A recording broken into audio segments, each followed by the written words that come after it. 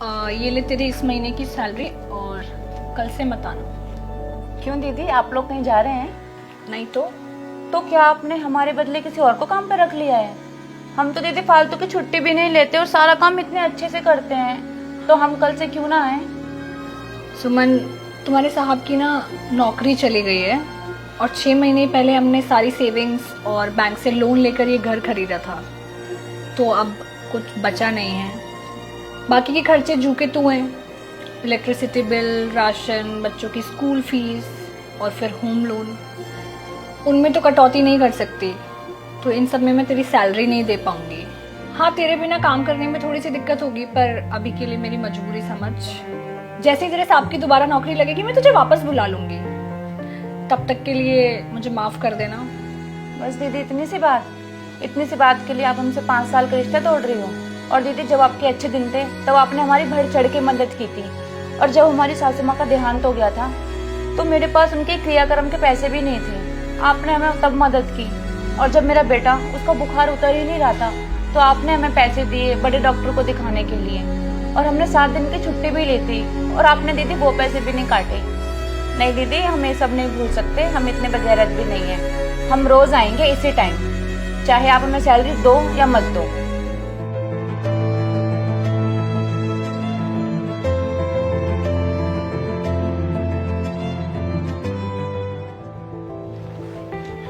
साहब, दूध। कालू, ये तुम्हारे पिछले महीने का हिसाब, और कल से बस 1 लीटर दूध ही देना। कहा है मेम साहब, बच्चे कहीं जा रहे हैं का? नहीं, वो तुम्हारे साहब की नौकरी चली गई है ना, तो अभी और बहुत खर्चे हैं। अभी मैं 2 लीटर दूध अफोर्ड नहीं कर पाऊंगी, तो बच्चों के लिए 1 लीटर काफी है। सुन के वैसे बहुत बुरा लगा कि साहब की नौकरी चली गई, पर शायद आप भूल रही हैं कि आप लोग के कितने एहसान हैं हम पर। हमारी बहन की शादी में 11,000 रुपए का शगुन डाले थे आप लोग। ऐसा कौन करता है किसके लिए? ऊपर से जब हमारी बिटिया का कहीं एडमिशन नहीं हो रहा था, साहब की सिफारिश से एक अच्छे स्कूल में एडमिशन हो गया, और वो जब चाहे तब आ जाती है आपके घर पर, और आप उसे कभी पराया होने का एहसास नहीं देते, एकदम बिटिया समझते हैं। शायद आप वो रात भूल गई हैं जब हमारी मेहरारू दर्द में थी, हमारा लल्ला होने वाला था, तो आप और साहब ही उसको बड़े हॉस्पिटल में ले गए थे और सारा खर्चा उठाए। इतने सारे एहसान करके आज आप हमको कहती हैं कि पैसा नहीं। कल से हम आपको 2 लीटर ही दूध देंगे, और हिसाब कौन मांग रहा है आपसे? और ये सब कुछ गरीब का धन्यवाद समझिएगा।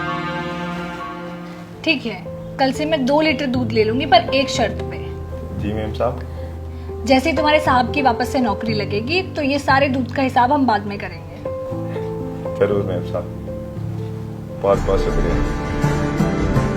बिना एहसान जताए मदद कैसे की जाती है, कोई इनसे सीखे।